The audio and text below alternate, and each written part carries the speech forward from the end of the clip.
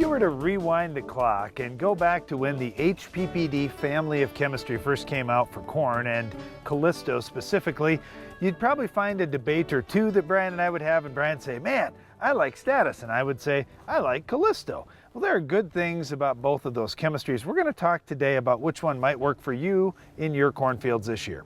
Well, there are two different things we're always looking at. Number one, it's the agronomics, and two, it's the economics. So for strictly talking agronomics, I love Status. It's going to kill every broadleaf out there. It's phenomenal. It's got two different modes of action, one of which there's zero resistance in the world to. So I'm really excited to use Status. The problem is Status is about $15 an acre higher, so should I spend $3 or $4 on a herbicide, or should I spend $18 or $19 on a herbicide that'll do roughly the same thing? Oh, and by the way, HPPD will leave some residual. It is a good herbicide. It's going to kill almost all the weeds that Status will.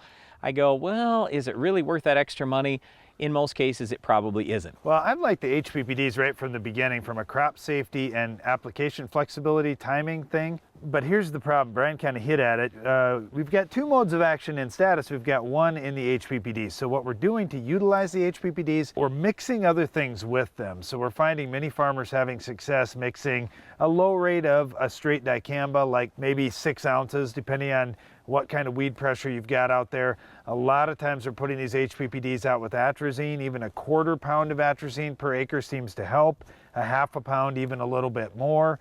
So we're adding a second or even a third mode of action in there just to avoid the weed resistance issues. We've already seen some farms where all they've used is HPPD all year, and we've got a problem. We also have some issues in certain soils and in fields that are odd shaped, where we might double up on the rate, where we could have a carryover issue too, where we don't seem to have those issues with Status. So there are some reasons why if you're going to use HPPDs, you may use some caution.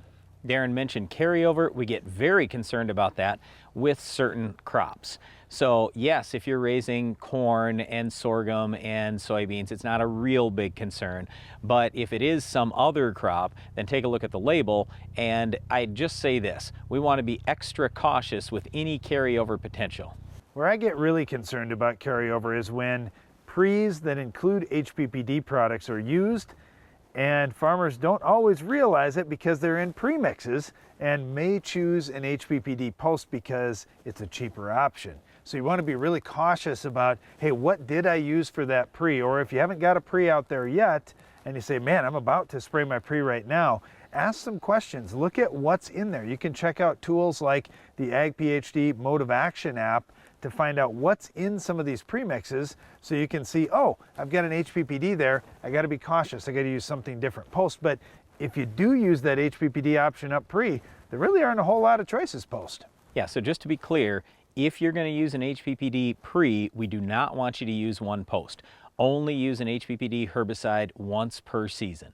Well, it is tempting though to use those HPPDs either post or pre because they've got some pretty good soil residual. I remember when the HPPDs first came out, I worked with a lot of seed production growers, and if you've ever seen the fields where they detassel or even kill that male row out, all of a sudden the canopy is gone and late weed pressure is a problem for those growers.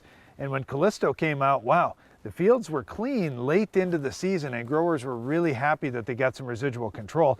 It's even more so out of some of those pre's where they're using a double rate of an HPPD early. They get some pretty nice residual control. Now, it's not like Status doesn't have any residual. It's got a little bit of dicamba in there. There's a little bit of residual, but we're talking maybe a week or two compared to a month or two.